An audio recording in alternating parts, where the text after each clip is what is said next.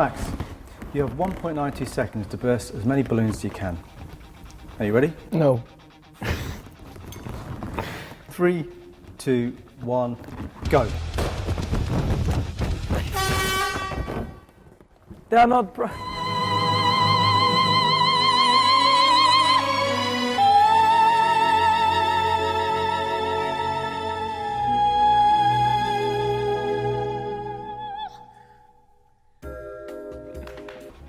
You have 1.92 seconds to stack as many plastic cups as you can.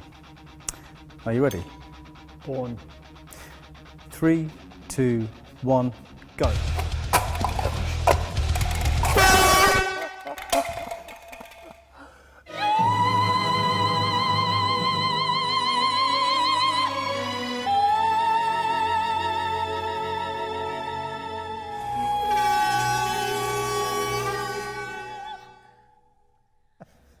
I thought it was going to be a lot easier than that. Wow. You have 1.92 seconds to do a small child's puzzle. Are you ready? Yep. 3, 2, 1, go.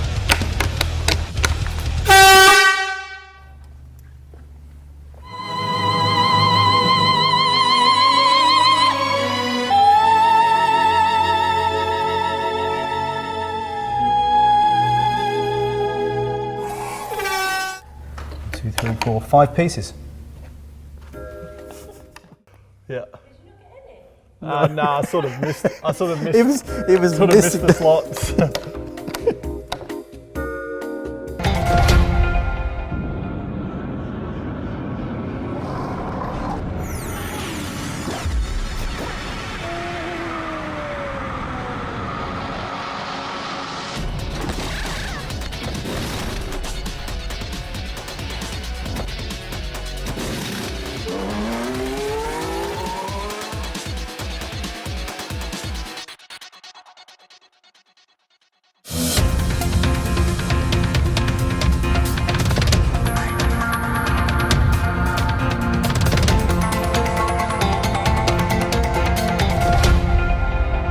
Well, pit stops in the late 70s had never been considered really. Pit stops were, as they were throughout the 60s and 70s, they were an evil. You only pit stopped if you had an issue with the car really and tried to fix the car. Strategic pit stops was what I started in the early 80s. Now I'm always looking for the next advantage. So in the 70s, there weren't really any strategic pit stops at all. So if you had to come in and change tyres or try and fix the car, you had very slow, there were no air guns, there were no quick lift jacks. So you had, like torque wrenches and spanners on the wheels. And it just took a long time. So the strategic pit stops just didn't exist. That was a brand new thing in the early 80s. Well, I'm always looking for the next advantage. I'm a bit like that. I think my hero when I was growing up was Colin Chapman, and I sort of saw myself as a Colin Chapman type guy, which always looking for the next sort of advantage. So I used to read the rule book to death and try and find a way, a loophole or a way around the regs for that sort of unfair advantage, if you like. And I was chatting with David North, who was, in those days, believe it or not, just 2 of us in the design office. Now they have hundreds, I know, just the 2 of us. And we were chatting about it, and I was thinking about the weight. I was always interested in weight saving. And 1 pound of weight equated to exactly 100th of a second a lap. And that was pretty constant. So it didn't take long to do the mathematics and think, well, hold on a minute. The fuel is a huge percentage of the car weight. So if you could halve that weight and go X many seconds a lap quicker, you could, if you had a really quick, efficient pit stop, you could stop halfway through the race and then win the race just on the reduced weight. But there were other advantages too that I thought about. One was half a tank of fuel, the centre of gravity is lower, of course, so the car's a little bit quicker every lap as well. But the other big one was tyres. Because we put tyres on at the beginning of the race and they degraded slowly during the race. So you were going faster because of the lower weight, but actually not as quick as you could have gone because the tyres were going off. And we knew when you put a new set of tyres on, they were 1, 2, 2.5 seconds a lap quicker for the first 5 or 10 laps. So what I did was I did quite a complex equation, which was the weight reduction, the centre of gravity height reduction, and the new tyre advantage, and came up with a bogey time of about 26 seconds that we had to beat to make race winning with strategic pit stops. Okay, but it's all very well having these theories and strategic plans, but of course in practice there are massive problems to overcome. And particularly in this case, because trying to get up to 30 gallons of fuel into the car in pit stop time was virtually impossible, because we were still filling cars with churns, aluminium milk cans we used to call them in those days. So you put a funnel in the filler and you pulled the churn into the car and you started the race, so that obviously wasn't going to work in a pit stop. And the other issue was the tyres only work when they get up to speed. And you know, you need 2 or 3 laps to get the tyre temperature into the tyre, and those 2 or 3 laps you're going several seconds a lap slower, so that obviously wasn't going to work. And then of course the other big problem was getting the wheels changed in a very short space of time and getting the car jacked up very quickly and lowered safely. In addition to that, because we had the BMW turbocharged engine, we had a problem when the engine came in hot and stopped. The turbocharger bearing would seize because it had no oil flow around the outside of the casing. And of course, if you stop for more than about 5 seconds, the turbo seized. So we had all those problems to try and overcome. I think all the strategy behind the stop was done with myself and David North, who was the only other designer in the office. And then, of course, once we started working with the team, we had a very good team of people. I started taking video footage of stops. Very early days for video in those days, taking video footage, and then we'd sit down as a team and watch the video and actually analyse each operation of a wheel change, for example, to see where we could make that quicker. So what we came up with for the wheel changing is we had air guns. We redesigned the hub and the nut on the car, so that the nut for the new wheel was already in the gun. We had spare air guns on the side, and we involved the whole team in those sort of detail bits.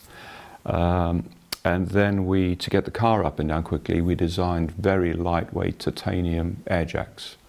So we had one of the guys on the back of the car with a probe, so when the car stopped, stuck the probe in the back of the car, opened the air jack, and the car was up instantly, and then of course down instantly at the end. And we had an idea to cool the turbo bearing, because it was an airline obviously that blew the air jacks up. We took a tiny line off that and had an air jet on the turbo bearing housing, so as soon as the car stopped and the guy jacked the car up, there would be air cooling the turbo bearing, and that's how we got over that. So the car jacking up and down and the turbo bearing was one solution, and then of course all the paraphernalia to change the wheel quickly. And the guys, we worked very closely as a team to work out how many people we needed to take the wheel on and the wheel off and that sort of stuff. Well, of course the guys, I mean, Brabham was a fantastic little team. We were giant killers. I loved it. You know, we had a tiny proportion of the budget from, say, McLaren or Ferrari or Williams, but we won Grand Prix and we won World Championships, and so the whole team loved the giant killing aspect of it. Bernie Ecclestone was always up for something that was, like me, an advantage and something that pissed other people off as well. We both liked that. So the whole team was just up for it, absolutely up for it. And of course when I sat them down and explained this bogey time of 26 seconds, that we had to include it in the slowing down coming into the pits, the stop time, the going out time, and getting the tyres and the driver back up to full speed, had to be, if that was less than 26 seconds, we were going to win every race, basically. And if it was more than 26 seconds, it was touch and go. If it was a lot more than 26 seconds, we were lost. So all the effort from the design strategy and the team was on getting that bogey time, if you like, down to under 26 seconds. And we achieved it quite easily with all these ideas. Well, the first time we arrived with all the paraphernalia was for the British Grand Prix at Brands Hatch in '82. because what we had done is we converted BT50s, which was that current BMW car. This was ahead of doing the 52, which won the championship. And we started halfway through the season, or 2/3 of the way through the season, with pit stops.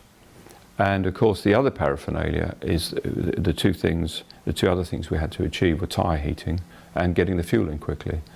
And the tyre heaters, in those days, there weren't any tyre heaters. There'd never been tyre heaters in Formula One. I was the first one to bring in tyre heating.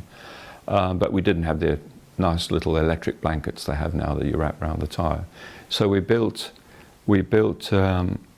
a huge plywood blue tower that could take 2 rears and 2 fronts in a stack. And we had a gas heater blowing in the bottom and a chimney out the top and a couple of little windows round each tyre so we could prod them and make sure we hadn't overcooked them. And we did overcook them quite a few times. The compound went off, so you had to throw that set away. So we arrived at Brands Hatch with these blue TARDIS-like looking things in a row, and people were wondering what the hell they were. And the other thing we haven't talked about, of course, is the pressure refueling. And that was 2 beer barrels, the aluminium beer kegs. And we worked out that we could refuel at 2 bar, and we could get 30 gallons in 3 seconds, which was pretty spectacular. But to do that, we needed a very big diameter hose, so the poor guys had to practice a lot with this hose over their shoulder. And you had a filler on one side of the car and a breather on the other side. And when you opened the valve, it was just a rumble, almost like an explosion, and the car just went 30 gallons in 3 seconds. So we turned up with those barrels on trolleys and these blue TARDIS boxes and all this kit and air guns and air jacks, and people wondered what the hell was going on, It would be a very large fuel tank, 30 gallons, wouldn't it? So you're probably putting in almost twice your normal hatchback fuel tank, which takes a couple of minutes at a petrol station. So 2 of those would be 4 minutes or something, and this all happens in 3 seconds. So it was really quite dramatic. And I had to involve the guys a lot in that, because we tried all sorts of fancy mechanical interlocks, because if the guy put the filler on the car before the breather was coupled, you would just blow the car to smithereens. I mean, literally with 2 bar pressure and an aluminium and carbon monocoque. So we had to have a safety device, and we tried all sorts of fancy mechanical ideas where it stopped you putting the thing, but they were all complicated and could go wrong. And in the end, we just decided with the team, with the guys, eye contact over the car was the best thing. So the guy with the breather didn't look up until he had the breather connected, and then he would look up, because they were leaning together. The faces were only probably this far apart. So the filler guy didn't put the filler on until he saw the whites of the eyes of the breather guy, and that worked perfectly, actually. But except for an instance in Paul Ricard, where we blew a car to pieces because we had the breather fitted facing downwards instead of upwards. The 2 Brabham drivers have arrived at a very interesting situation, and should they go the full distance, and Piquet is in the pits.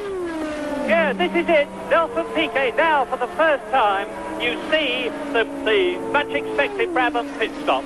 We didn't get a stopwatch on it, I'm afraid, because we were looking at Nigel Mansell, but it's a very quick one. There is the fuel going in, and you can see that the mechanics have all got fireproof suits on. The car is up on its own pneumatic jacks. Nelson Piquet came into the pits in the lead, in second position, and he is therefore rejoining the race, but with fuel tank topped up and on new tyres. Well, this was actually before we started racing with pit stops, or certainly in the early days. It was before 1983 anyway, and we had developed, I think David North was the development guy on that, and developed an even bigger breather and filler to try and get the fuel in even quicker. And the new part arrived at Paul Ricard and had to be fitted to the car.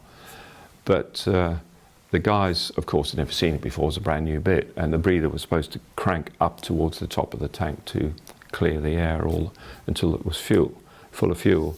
And they fitted it the wrong way around. They fitted it downwards. So we dumped in the tank full of fuel with 2 bar pressure, and of course, as soon as it got to the breather, fuel had nowhere to go. And we had a mechanic sitting in the car, and it literally blew the car to pieces. And we were all standing around in shorts and t-shirts, and it had thrown a column of 30 gallons of fuel up in the air, which nobody saw. We just heard the explosion. So everybody's looking at each other, and it came down as a vapor, and we all got completely covered in fuel vapor. So it could have been a disaster, really.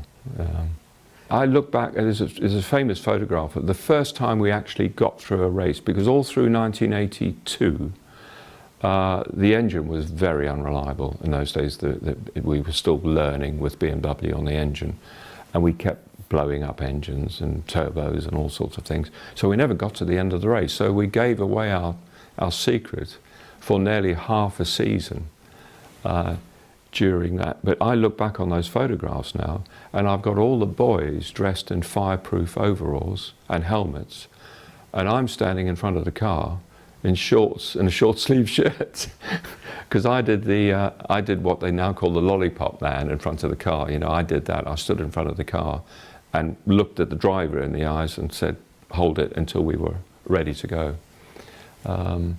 But it was so dodgy thinking back, you know. But you don't think about that at the time, because you're just looking to get the advantage. The thing that was banned after the first year was pressure refueling, which was actually quite right, because you know that was pretty dangerous stuff. But then, of course, pit stops went on for many years after that. And then the refueling was banned after a few fires and accidents and things. I think, you know, Formula One goes through eras. I think the strategic stopping for tyres and refueling, which we started in '82, really has changed Formula One forever, if you think about it, because the whole race now is based on tyre strategy and how many stops and undercuts and all that sort of stuff. I used to love the strategy. Nowadays you see these pictures with 40 guys sitting at computers. I had an A4 spreadsheet where we filled in the circuit lap times, the circuit length, the weather conditions, the tyres we had available, and we did a very simple calculation to see how many laps we would go on tyres.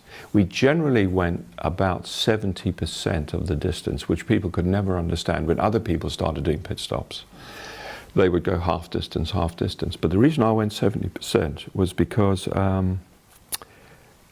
if you do the calculations, you could run the car right down to the ragged edge on minimum weight, because normally in those days we didn't have sophisticated computers measuring the fuel usage. So we had to calculate how much fuel you had. So you always left about 4 or 5 kilos of fuel in the car at the end, so you didn't run out of fuel and you weren't underweight. But if you ran 70% of the distance, you could then put in just the extra 10 litres of fuel at the stop to make sure the car would be overweight. So you'd be running right on the weight limit for 2/3 of the race.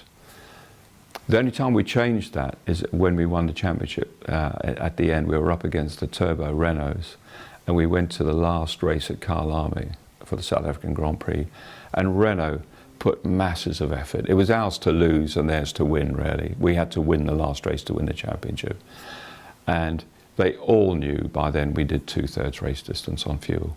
But what I did with PK is I only put a few gallons of fuel in PK. So he would demoralise Prost and the Renault and disappear into the distance, and they would basically give up, you know, and just hope something went wrong. And it worked perfectly. We just put, I think, 10 gallons in. PK came around in the lead, 2.5 seconds in the lead on the first lap, and Renault backed off for sure. And then, of course, PK came in on lap 10 or something and refueled. And so we sort of pulled everybody's bluff on that one. I think the early pit stops in the 50s, when Grand Prix racing started, they had to refuel, because the races were much longer. The races were 300 miles in some cases, you know, certainly much more than 2 hours. So they had to refuel. But again, I don't think anybody had stopped. I'm sure, actually, looking back, anybody had stopped to see how that could be turned to a strategic advantage. The only thing you could do would be perhaps to stop a little bit earlier or a little bit later. And in those days, they used to drag the driver out of the car, chuck another driver in if they thought they could win the race. But I genuinely believe the pit stops that we started at Brabham were the first real strategic pit stops designed to try and win the race. They had to stop for fuel in those days, so all they could do is try and make it as quickly as possible. And probably they had a little window where they could, you know, maybe stop 2 laps earlier or 2 laps later, but that was about it. So I think the Brabham pit stops were the first real strategic pit stops in Grand Prix racing.